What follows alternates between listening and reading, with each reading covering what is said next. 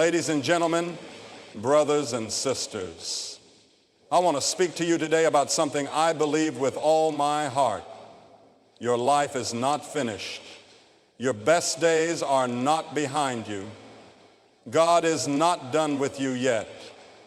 You may feel stuck, tired, or even lost, but I believe you're on the edge of something new. And if you've come searching for a sign, maybe this message is your sign. There are moments in our lives when things shift, sometimes quietly, sometimes with great force, and suddenly everything begins to change for the better. But how do you know when that shift is coming? How do you recognize the signs?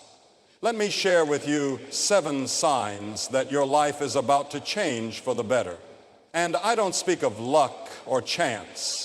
I speak of purpose, of faith, of divine timing. There comes a point in everyone's life when things that once brought comfort begin to feel unfamiliar. You may be in a place right now where something feels off, not necessarily wrong, but just not quite right. The job you once enjoyed no longer inspires you. The routine that once felt steady now feels stagnant. Deep within, there's a restlessness, a kind of holy discomfort. You can't always explain it, but you can feel it. That discomfort, my friend, is not something to be afraid of. In fact, it may be one of the clearest signs that your life is about to change for the better. This kind of inner stirring is not random. It's often the gentle but firm hand of God nudging you out of complacency and into growth. It's a sign that where you are is no longer where you're meant to stay. Sometimes the greatest changes in life begin not with an announcement or a dramatic event, but with a quiet dissatisfaction that refuses to be ignored. That's how God works. He doesn't always shout, He whispers. And those whispers often begin in the form of discomfort. Many people try to resist this feeling. We often associate discomfort with danger or failure. We try to numb it, avoid it, or push through it by doubling down on what's familiar. But what if that discomfort is actually grace in disguise? What if it's God shaking you gently by the shoulders, saying, "Wake up, there's more for you than this"? You see, growth rarely happens in comfort zones. The places where we feel safe are rarely the places where we find purpose. Look back on your own life. Some of the biggest changes likely followed seasons of deep unease. When we become too settled, too content with less than what we're called to, God lovingly disrupts us. He doesn't do it to harm us. He does it to heal us, to realign us, to prepare us for more. This discomfort may show up in different ways. You might feel emotionally worn out by the same routines. You might feel like your passions are fading. You might look around and think, there has to be more than this. And you'd be right. That hunger, that dissatisfaction, that frustration, it's a sign that something greater is being formed within you. You're not losing your way, you're finding a new one. In Scripture, time and again, we see how God moved people through discomfort into destiny. Moses wasn't comfortable when he left the palace. Abraham wasn't comfortable when he left everything familiar. Even Jesus in the Garden of Gethsemane experienced profound inner anguish before fulfilling his greatest purpose. So if you're feeling that stirring inside of you, don't ignore it. Don't rush to silence it. Sit with it. Pray about it. Lean into it. God may be calling you to step out, to trust, to grow. Change is rarely convenient, but it's often exactly what we need. Your discomfort could be the beginning of your transformation. What once fit you no longer does because you're outgrowing your old life. Don't be afraid to leave behind what no longer brings life. What's ahead is not just different, it's better. And that restlessness inside of you, that's not the end. That's the sign that the new beginning is already on its way. There are moments in life when doors begin to close, and at first it feels like something has gone terribly wrong. You apply for the job and don't get it. A relationship that once felt full of promise suddenly ends. An opportunity you thought was meant for you slips through your fingers. And in those moments, it's easy to feel rejected, forgotten, even punished. But what if those closed doors aren't working against you?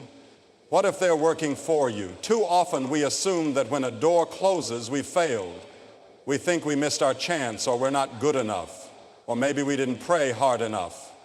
But that's not always the case. In fact, many times a closed door is one of the clearest signs that God is protecting you from something that you cannot yet see. Sometimes the very thing you think you want is not what you truly need. What we often call rejection may actually be redirection. And redirection is a powerful act of grace. God sees the whole picture. We only see a few puzzle pieces. He knows the end from the beginning. So when he shuts a door, it's not out of cruelty or indifference. It's out of divine wisdom. He knows where that road would lead, and he loves you too much to let you walk down a path that ends in harm, compromise, or distraction from your true calling. There are things in life we pray for that God, in his love, says no to, not because he's ignoring us, but because he's guiding us. We may not understand it in the moment, but hindsight often reveals that what felt like a loss was actually a rescue. Think about it. How many times have you looked back on something you desperately wanted and realized, I'm so glad that didn't work out? That's not coincidence. That's providence. Sometimes doors close so that we will finally look elsewhere. We get so attached to our own plans that we miss the better plan waiting just around the corner. And God, in his kindness, will allow certain things to fall away, not to punish us, but to prepare us. Closed doors make us seek new ones. They force us to ask different questions, to dream new dreams, and to move in directions we might not have considered otherwise. And yes, it hurts. We are human. We mourn lost opportunities. We feel the sting of goodbyes. But we must remember this: the same God who opens doors is the one who closes them, and he is good. If he removes something from your life, he intends to replace it with something that aligns better with your purpose, your growth, and your future. There may be silence after a door shuts. There may be waiting, but silence is not absence. Waiting is not wasting. Often the closed door is just the first step toward the right one opening, and in that space in between, you are being refined. You're learning patience, trust, and resilience. You're being made ready for what's next. So the next time a door closes in your life, don't see it as the end. Don't panic. Don't assume you've failed. Instead, trust that something greater is being arranged on your behalf. What feels like a detour may actually be the direct route to something you never dared to imagine. God doesn't just open the right doors, he also shuts the wrong ones. And that's not rejection, that's redirection. That's protection, that's love. There comes a moment when you no longer see yourself the way you used to. It's not just about how others perceive you, it's about how you perceive you. You begin to sense a shift in your identity. You're not just thinking about what you've done or where you've been. You're starting to glimpse who you were always meant to be. That shift is powerful. It's subtle at first, but unmistakable.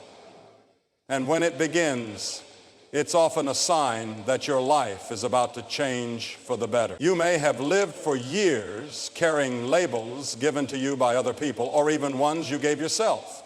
Maybe you called yourself a failure. Maybe others called you weak, unworthy, too late, too broken. Maybe your past mistakes have tried to define your future. But then, one day, you start to see beyond all of that. You begin to realize that you are more than what happened to you, more than your disappointments, more than your delays. You begin to believe, perhaps for the first time, that there is something within you that still has value, that still has promise, that still has purpose. That realization doesn't always come in a burst of inspiration. Sometimes it arrives quietly after years of weariness. You wake up and suddenly think, I don't want to live this way anymore. I was made for more than this. That's not pride speaking. That's not rebellion. That's awakening. That's truth breaking through the fog of fear. That's identity rising from the ashes. As your identity begins to shift, so does everything else. The things you used to settle for no longer satisfy you. The conversations you used to entertain now feel empty. You begin to crave meaning, not just comfort. You begin to want to build something with your life, not just survive it. And it's not because the world around you has changed. It's because you have changed. You're starting to see yourself through the lens of truth rather than the lens of trauma, through hope instead of shame, through purpose instead of pain. When you start seeing yourself differently, you stop making decisions out of fear. You stop living for the approval of others. You begin to walk more confidently. You speak more boldly. You dream more freely. And all of that is a sign that something new is being born inside of you. The change always begins in the heart before it shows up in your habits. You must first believe you are made for more before you ever start living like it.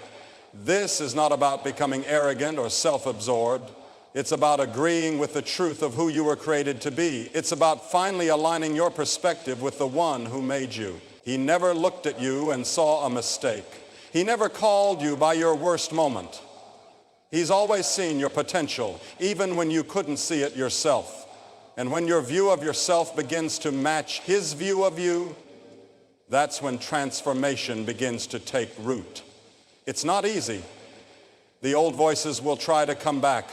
The doubts, the comparisons, the criticisms, they'll all try to remind you of who you used to be. But when that happens, stand firm. Remind yourself that you're no longer walking in the old identity.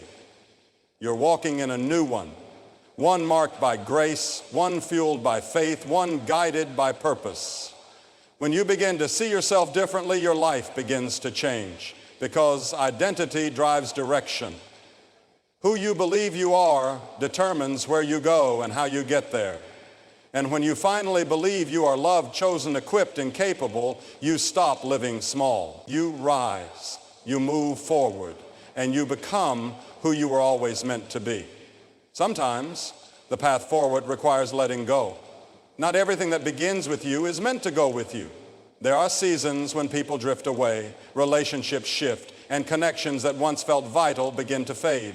It can feel confusing, even painful. You may wonder what you did wrong, or why people are changing, or why the circle that once surrounded you is suddenly smaller. But this too can be a sign, one of the clearest signs, that your life is about to change for the better. Letting go of people is never easy, especially when you've walked through life with them for years. You may have shared laughter, secrets, dreams, and tears. But growth often requires separation, not because those people were bad, but because they're no longer aligned with where you're going. Some were only meant to walk with you for a season, not a lifetime. And that's okay. It's natural to grieve the absence of someone who once played a large role in your life.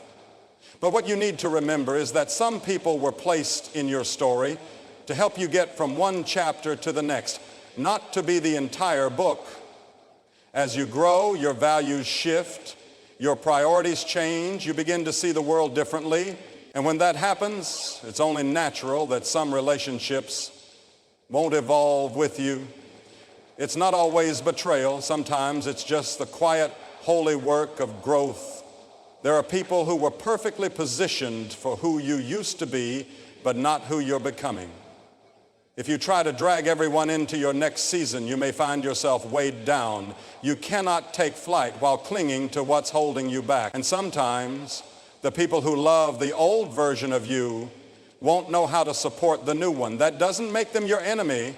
It simply means their role has changed. This can be one of the loneliest parts of transformation.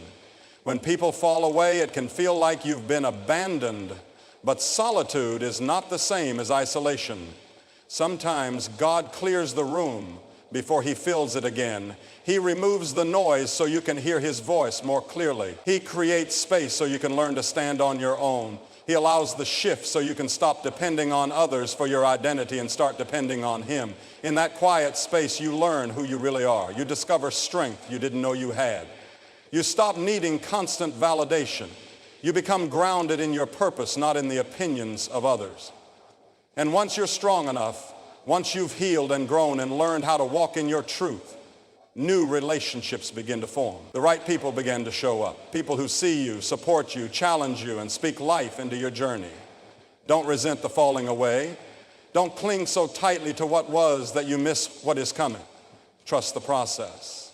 Trust that if God is removing someone from your life, it's not to leave you empty. It's to make room for someone who fits the future He has for you. People may fall away quietly or suddenly. The exit might be peaceful or painful. But no matter how it happens, remember this: your worth is not tied to who stays or who goes. You are still becoming. You are still moving forward. You are not alone. The road to your next level is rarely crowded, and the more you rise, the more selective your circle becomes. That's not rejection. That's refinement. That's God shaping your environment to match your assignment. Let go with grace and move forward with faith. The right people will come in the right time for the right reasons. There is a stillness that comes when you know deep inside that something is changing, even before you can explain it. It's not loud, it's not flashy, it doesn't always come with signs or confirmations, but you feel it. That quiet, persistent assurance, that calm voice in your spirit that says, keep going. It's hard to describe, but it brings peace in the middle of uncertainty. That inner knowing is often one of the most powerful signs that your life is about to shift for the better. It's not that all your problems have disappeared or that everything is perfect. In fact, sometimes it comes when things around you still look the same, when you're still waiting for breakthrough, still holding on to hope. But even in the middle of the waiting, there's a deep sense of direction. You may not have all the answers, but you've stopped panicking. You've stopped striving. You're no longer begging God for signs. You're beginning to trust that He's already working. This assurance doesn't always come from logic. It comes from presence, from learning to recognize the voice of peace over the voice of fear. It's that soft whisper that says, you don't have to understand everything right now. Just trust. It's not rooted in circumstances, but in conviction. It's not about what you see, but what you know deep in your spirit.